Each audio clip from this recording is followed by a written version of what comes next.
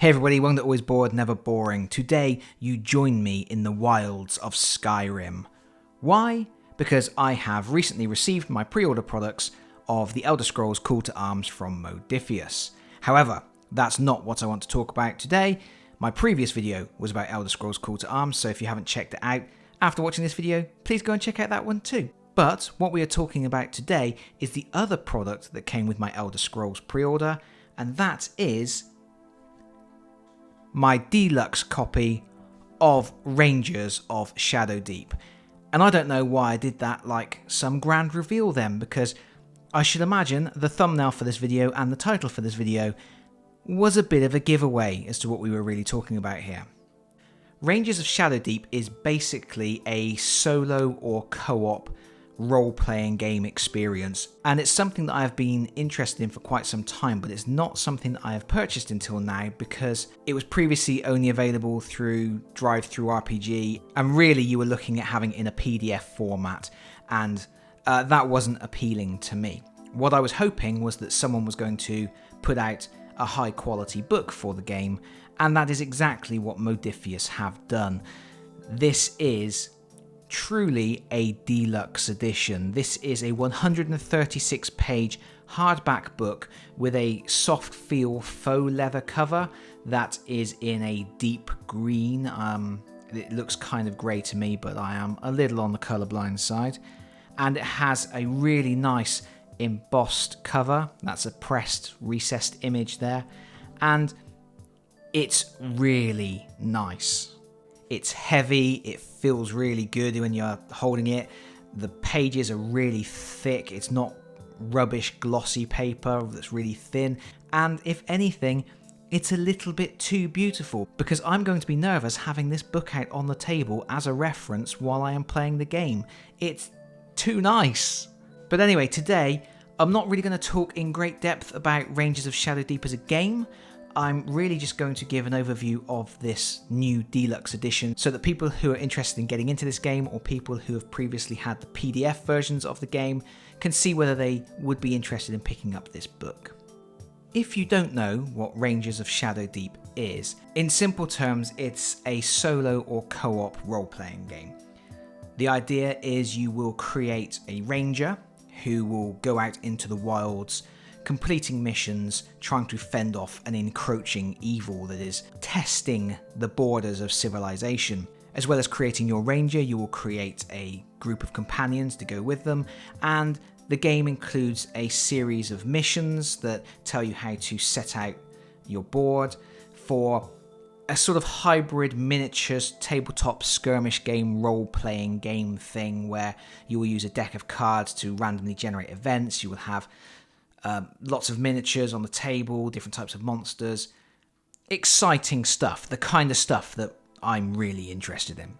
And this book is everything you need to get started, with the exception of all of the other stuff you need, because this is one of those games where you really need to raid your miniatures collection, your terrain collection, grab a couple of neoprene mats from other games, raid your role-playing game dice box because you need some D20s, you're going to need a tape measure, you're going to need all that tabletop skirmish game stuff. But the book itself includes all of the rules and a huge chunk of missions that you can either play on your own or with friends who will also play Rangers, so that you are all playing against the game system. And if I haven't stressed this enough already, this book is gorgeous. It's the paper's really good quality. The printing's nice. It's a good size. It's not really small print. They've gone for an oversized font, which is going to be very helpful when you are having this laid out on the table and you're trying to play your games. And there is a note here at the beginning that says, the original edition of Rangers of Shadowdeep was published in late 2018 by Drive-Thru-RPG. This new edition contains all of the material found in the original, plus all of the additional character creation options found in the Temple of Madness supplement. It also incorporates all of the rules changes and modifications made over the last year in order to streamline gameplay.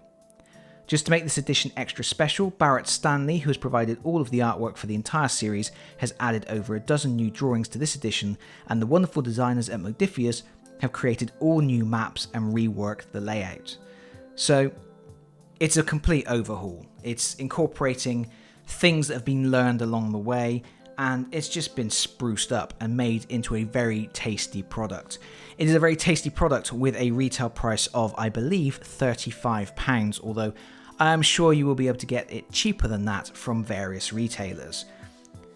Even at £35, I think is a decent price for what you are getting here, because there is a lot of content in this book. So we start off, we have a what you need to play section, which is the bit that tells you that you're going to need some dice and some miniatures or tokens, pegs, army men, whatever, doesn't matter. Anything to represent your positioning on the tabletop. Playing cards for generating the events and things as you play. Your terrain, however you want to do that. And then we go straight into creating a ranger. And this is a pretty comprehensive hero creation system. You start with a base stat line, and that all rangers will have, and then you get 10 build points, and you can spend those build points in different ways to build your ranger and create something that is tailored to how you would like to play the game, which is always exciting. I love character creation stuff. It's one of my favorite things in Dungeons and Dragons is character creation. It was one of my favorite things when I used to play things like Advanced Hero Quest. I love the options to tailor a hero the way you would like to play that hero. So first of all, you can spend up to 3 of your build points to improve your base stat lines. Each stat can be increased by a maximum of 1. So you could spend 3 points to increase your fight, your shoot, and your willpower, for example. You can then spend up to 5 of your build points on abilities and spells, and these are the special things that you can only access once per mission, but they give you that last gasp, get out of jail free super ability that is going to get you out of a bind. And then, of course, it also gives you the option to focus more on spell casting or to focus more on martial prowess. So up to 5 points, which means up to a total of 5 skills and or abilities in any combination. And over the page, we can see we've got a heroic ability list, and then after that we have our spell list. And again, I'm not going to go through all of this stuff here, but you know, it's got all your favorites. It's got things like Fireball, it's got healing spells, and it's got some more unusual stuff like Amphibious that allows you to pass swimming rolls.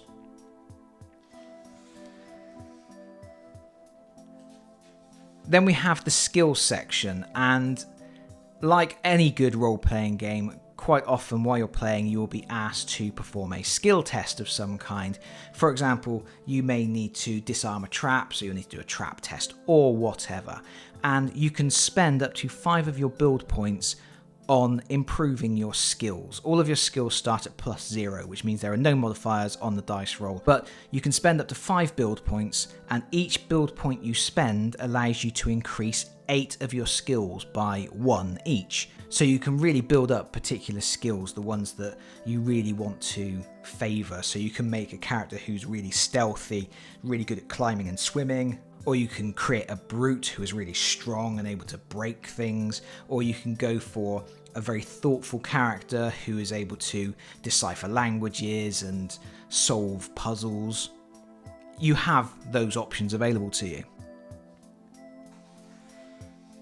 And then you have recruitment points, and these are the points that you will use to buy your companions, because the rangers are going into dangerous areas and they're dangerous enough that rangers will not be able to survive on their own. You can't go all Aragorn on this and deal with the problems by yourself. You're going to need some companions with you. You get 100 recruitment points to buy companions as standard, and you can spend up to 3 of your build points to increase the number of recruitment points you have available. It's 10 additional recruitment points for every build point you spend. Then you have to select your items, and you will get 5 basic items as standard. And if you are a spellcaster, if you have the capacity to create spells. If you have created your hero that way, then you're allowed to take a single magical item, and these are your basic stuff that will over time get replaced by better things, because this game does have a campaign system. It has a progression system where you will link your missions together, your heroes will get better, companions may die and then you have to replace them. It has all that good stuff. So that's the end of the character creation stuff. It's pretty simple, but there's a lot there, and there's a lot of options to customize and really tweak those characters to make them the way you want them, which is fantastic. And then at page 22, we start in the basic rules, and the core rules for this game are super simple. I'm probably going to do another video down the line where I talk in depth about the rules of the game and maybe even do some playthroughs. I'm not sure yet what I'm going to be doing exactly for this game. But the core system of the game is that you go in phases. You have the Ranger phase where your Ranger will activate, and you have the ability to activate a certain number of your companions based on the number of players in the game. So if you're a single player, if you're playing the game solo, you can activate up to 2 of your companions at the same time, and there are options for doing group activation if you've managed to get your companions within a close enough range of your Ranger that he can give them their orders. And then after that, the creatures will activate, and they have a pretty simple AI system that will step through different options they have available to them, which may change based on the scenario you're playing. You then have the companion phase where any of your companions that haven't previously moved will get to move. So you've already got this interesting phase system where your Ranger will always have the chance to get the drop on the enemy, but you then have to carefully think about the positioning of your companions and which order they're going to operate, because some of your companions will not get to activate until after the monsters. So you really need to make sure you're picking your targets, putting your companions in the right places. Really good, not crunchy. Crunchy isn't the right word. It's not that kind of deep thought necessary to play the game, but it's got good meaty decisions to make. And then at the end you get an event phase where you will be drawing from a card deck. You just use any regular playing cards you have to hand, and then you refer to a chart in the scenario that you're playing, and that will tell you what is happening. And it will usually do things like spawn more monsters or have horrific events happen. So it's relatively straightforward, and we have a few pages that go through those basic rules. And you will notice there's some really cool line art all the way through this book. Really nice stuff.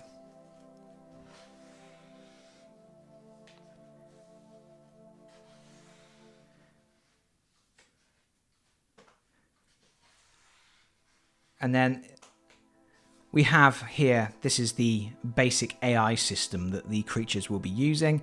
You just step through answering simple questions to figure out what they're going to do. And on page 36, we have a section on ending the scenario.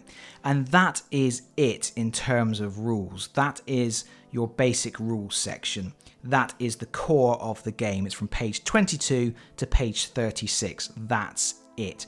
Everything else around it is the campaign stuff, the character creation stuff, the advancing through the levels, and then the scenarios. And of course, each scenario you play will introduce special rules and situations and things that might break those core rules in some way. Next up in the book, you have the companion section where you get to see all the stats for the different companions that are available. And I have to say, this is not where I would have put the companions.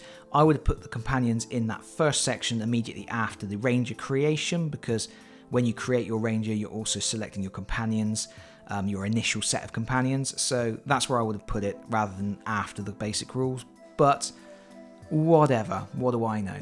So we have here the companion list, and there's a whole massive selection of different types of companions that you can pick. And again, this is really interesting because you can choose between selecting just a few really strong, powerful characters like knights and heroes, or you can pick lots of low recruits, so you've got weight of bodies. You can pick animal companions, you can pick spellcasters to come with you, and lots of options for creating a party that interests you. And it should be noted that there doesn't seem to be any reference to race in this at all. It's not a case of, oh, you can select an elf and you'll get some bonuses to your stats that way. You can basically just say, okay, I'm going to pick a ranger who is a dwarf, and then build your stats in a way that reflect the fact that your character is a dwarf. It's not something that they've actually baked into the system itself. It's something that you would have to bring out through your own role playing and your own character creation. And that's pretty interesting. It leaves it a little bit more open and a little bit more free flowing. So we have our companions, and then we go into the campaign section, and this is the good stuff. This is the juicy bit that happens between your adventures, where you get to find out whether companions that were injured during the battle survive or whether they die. You get to level up your ranger, you get to learn new abilities, you get to find out what treasure you found on your adventure and figure out whether you're going to keep it or whatever. And then we've got all of the ranger experience and ranger level stuff, and then we have a section that covers all of the treasures, the herbs and potions you can find, the various weapons and armor, all the magic items, all the stuff you would expect to find in an adventure game. And then at page 55 we enter the missions, and I am not going to show you anything from the missions section of the book. There's a whole heap of them, and they give you a map layout so you can determine how you want to set the battlefield, but you can actually change things up if you don't have certain elements of terrain. As for example, if it's asking for a house but you don't have a house, stick a couple of trees or something there instead. You know, you can jig things about to make it work for you and the items you have available. But this is one of those games where being a long time miniatures gamer really helps, because you should have a massive collection of miniatures, a massive collection of terrain, and the more stuff you have access to, the better this game is going to get. Because yeah, you can draw a house on a piece of paper and cut it out, or you can use tiles from a board game. For example, if you've got a game like Warhammer Quest, you could actually lay out the board tiles from that and say, okay, each of those boards is one of the houses. So there's loads of ways that you can get around it, but the more cool terrain you have, and the more miniatures you have access to, the easier it is to create the missions as they are presented here. And you'll see that each mission will give you a list of the types of enemies that you will need access to, and if you don't have those particular miniatures, you can proxy them. But I am the kind of person that will look at that list and go, right, I need to go and buy myself some giant rats, or whatever. But I don't know if this is coming through on this video or not, but I'm very excited about this game. This is a game that I have wanted to get into for a long time, and this book has made it more appealing for me to do that. And I've already started putting together my warband. You may have seen a video on my channel a little while back where I painted a Black Panther, because I am having a Black Panther for a companion for my ranger, who is going to be a samurai. But I guess that's it really. Like I say, I don't want to show you any more of the missions, because I do not want to ruin anything or spoil anything, but there is a lot of missions in there. Bear in mind, this is a 136 page book, so lots of stuff to sink your teeth into. And once you have played through those missions, there are, I believe at the moment, 4 PDFs available of additional missions that you can purchase from Modiphius. And who knows, if this game sells really well, if this book sells really well, maybe they will make a supplemental book that will combine all of that extra content. That would be cool. That would be very exciting. But I think that's enough from me for now. Thank you so much for watching this video. If you have liked it, please consider pressing the like button. If you have really liked it, please consider subscribing if you don't already do so. And if you want to see some more Rangers of Shadow Deep, or if you have any comments or questions, do please leave them in the comment section below. I will do my best to read and respond to everybody. And hopefully I will see you all again very soon. Bye bye everyone. Bye bye.